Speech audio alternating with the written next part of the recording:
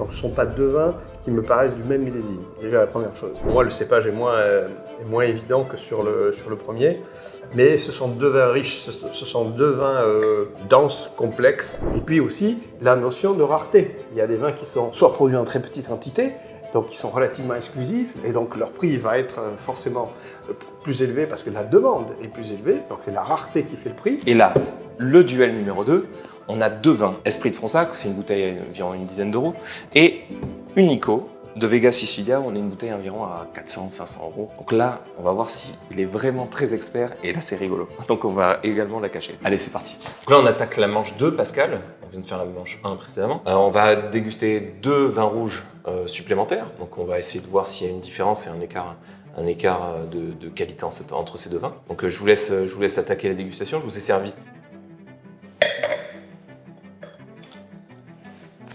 Bon, là, il y a une énorme différence. Il y a une énorme différence. Sur lequel? Alors, bon, les deux vins ont une présentation, jolie présentation. Vous voyez, c'est deux jolis vins rouges.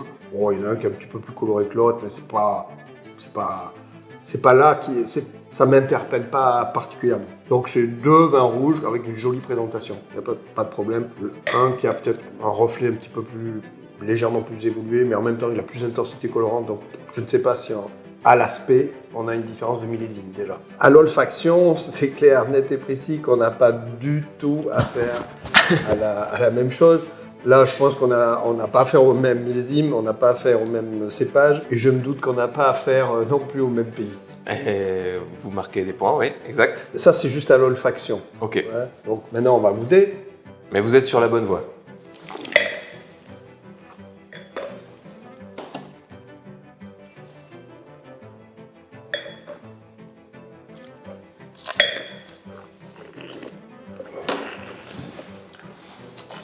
Alors, qu'est-ce que vous en pensez, Pascal? Bon, là, la dégustation, elle confirme mes premières impressions à l'olfaction. Là, on a une grosse différence de qualité, mais ça ne veut pas dire qu'il y a un vin moins bon que l'autre. C'est vraiment deux mondes différents.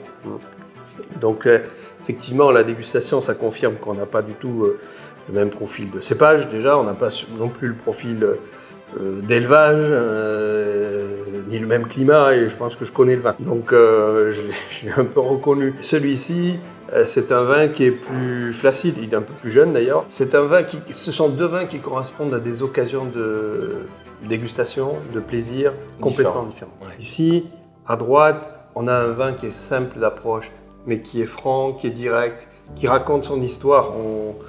Qui est droit. Je dirais pas, je peux pas dire à l'aveugle d'où il est, mais enfin il a de la rive droite, c'est un assemblage de Merlot, de Cabernet Franc. Ça peut être pas mal de vins déjà, c'est déjà intéressant qu'on puisse pas dire ah oui c'est clairement ceci ou clairement cela. Mais c'est un vin de plaisir, c'est un vin qui a été fait, c'est assez net pour une perspective de dégustation facile. C'est un vin qui est accessible. Ça ne veut pas dire que c'est un vin simple et basique, mais c'est un vin accessible.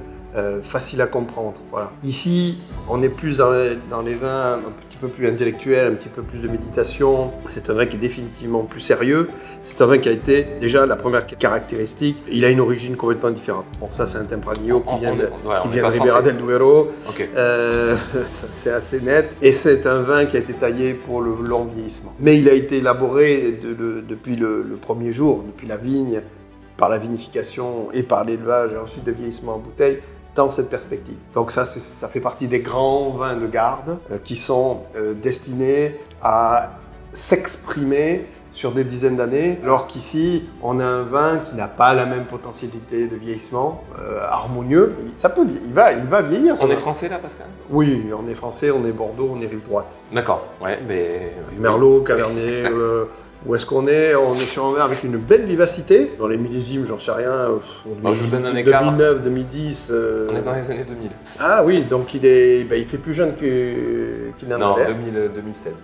2016 Ouais. Ah bon, j'étais pas trop loin alors, ça va. Ouais, j'aurais dit 2009, 2010. Non, 2016. Oui, typé. Voilà, parfaitement typé, parfaitement dans dans l'expression des caractéristiques du millésime, avec un merlot frais, un cabernet franc assez évident, donc avec ce côté fruité typique qui tire sur la framboise, c'est la groseille quand c'est un peu moins mûr. Donc là, on est sur cette balance. Un vin qui est rafraîchissant, hein. Voilà, un super vin de déjeuner, parfait. Là, on peut déjeuner, on peut se faire une grillade avec ça et griller des saucisses. Ça mérite un petit peu plus de cérémonial parce que, vous voyez, ça, c'est un vin qui va, dans le verre, il n'arrête pas de se développer, quoi. Donc, alors que celui-ci, bon, au bout de quelques minutes, il s'est ouvert, mais celui-ci, il va se développer.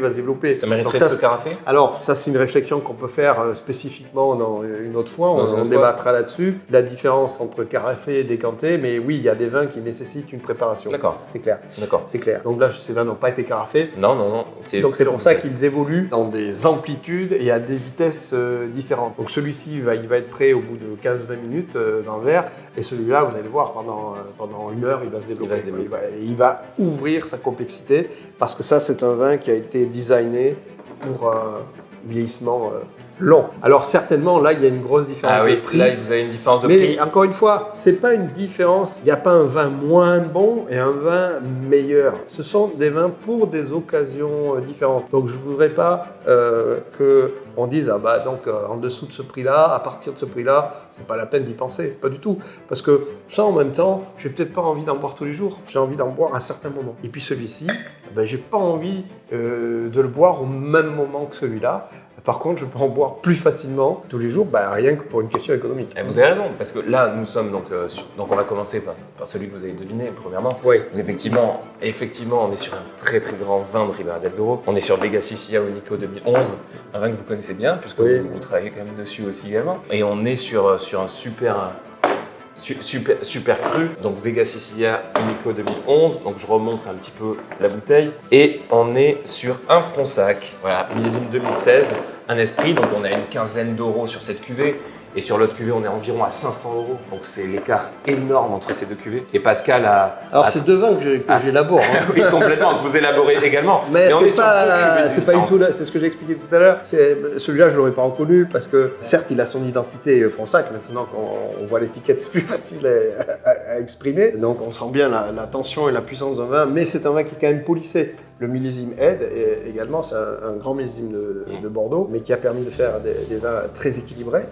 et qui sont néanmoins taillés qu'à la garde, pour la garde. Mais là, évidemment, on a un petit peu plus d'ambition avec ce vin-là et on a des conditions d'élaboration climatique, de sol, de cépage complètement différentes et une philosophie de vin différente. Voilà. Ce que j'expliquais, c'est que ce vin-là, il a été taillé pour se développer sur des dizaines et des dizaines d'années, alors que celui-ci, il a été taillé pour le plaisir. Exactement. Voilà. Donc est-ce qu'on peut conclure sur quelque chose après cette dégustation pour qu'on puisse expliquer? Non, on peut conclure qu'il n'y a pas il n'y a pas de grand vin, il n'y a pas de petit vin. Il y a des vins qui sont adaptés ou mal adaptés au moment où on veut les apprécier. Si cette expérience vous a plu, elle vous a intéressé, eh bien dites-le nous, suivez-nous, rejoignez-nous sur YouTube.